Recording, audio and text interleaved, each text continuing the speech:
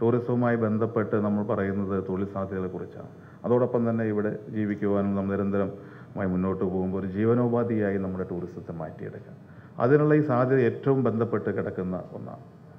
അതുകൊണ്ട് കേരളത്തിൽ നമുക്കത് കുടുംബശ്രീ യൂണിറ്റുകൾക്ക്, പഞ്ചായത്തുകൾക്ക് ഗൗരവമായി ഇതിനെ സമീപിച്ചു കഴിഞ്ഞാൽ കുറേ കേന്ദ്രങ്ങളിലെങ്കിലും നമ്മുടെ ടൂറിസം മേഖലയിൽ ഇത്ര സാധ്യതയുള്ള ഏറെ പ്രദേശങ്ങളൊന്നും കാണാൻ നമുക്ക് കഴിയില്ല. ഉള്ള മേഖലകളിൽ നമുക്ക് നല്ല രീതിയിൽ പഞ്ചായത്തിൻ്റെയും തദ്ദേശ സ്വയംഭരണ സ്ഥാപനങ്ങളുടെയും കുടുംബശ്രീയുടെയും ഒക്കെ സഹായത്തോടെ ഇത് ടൂറിസവുമായി ബന്ധപ്പെടുത്തി ടൂറിസം സെക്ടർ അവരുടെ ജീവിതത്തിൻ്റെ ഒരു ഭാഗമാണ് എന്നൊരു തോന്നലുണ്ടാക്കി അതിനുവേണ്ടിയുള്ള ഒരു ശ്രമം നടത്തുവാൻ ഈ സിമ്പോസിയം കൊണ്ട് തീർച്ചയായിട്ടും കഴിയണം. കേരളത്തിൽ നമുക്കത് കഴിയുമെന്നാണ് എനിക്ക് തോന്നുന്നത്.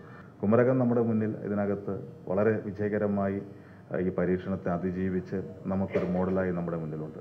അപ്പോൾ അത് പൂർണ്ണമായി പരാജയമല്ല, നമ്മുടെ മുന്നിലൊരു വിജയമുണ്ട്. കേരളം മുഴുവൻ നമുക്ക് ഇത്തരം കേന്ദ്രങ്ങളിൽ വളർത്തിയെടുക്കുവാൻ കഴിയണം. അതിന് ഈ സിമ്പോസിയം വളരെ ഗൗരവതരമായ ചർച്ചയിലൂടെ കഴിയട്ടെ. ടൂറിസം ഇൻഡസ്ട്രിയെയും ലോക്കൽ കമ്മ്യൂണിറ്റിയെയും ലിങ്ക് ചെയ്യുന്ന ഒരു സുപ്രധാനമായ കണ്ണിയായി പ്രവർത്തിക്കുന്നതാണ് ഈ പ്രസ്ഥാനം. ആദ്യം ഒന്ന് നടക്കണം, പിന്നെ ഒന്ന് വീഴണം, പിന്നെയും എഴുന്നേറ്റ് നിൽക്കണം.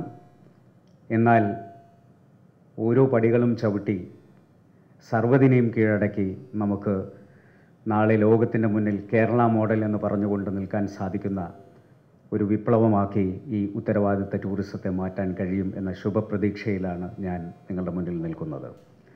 അതിന് ടൂറിസം ഡിപ്പാർട്ട്മെൻറ്റിന് തദ്ദേശ സ്വയംഭരണ സ്ഥാപനങ്ങളുടെ, അതിലെ പഞ്ചായത്തുകളുടെ മന്ത്രി എന്നുള്ള നിലയ്ക്ക് ഞാൻ പൂർണ്ണമായും എന്നെ നിങ്ങൾക്ക് സമർപ്പിക്കുന്നു എന്ന് പറയാൻ ഈ സമയം ഉപയോഗപ്പെടുത്തുകയാണ്.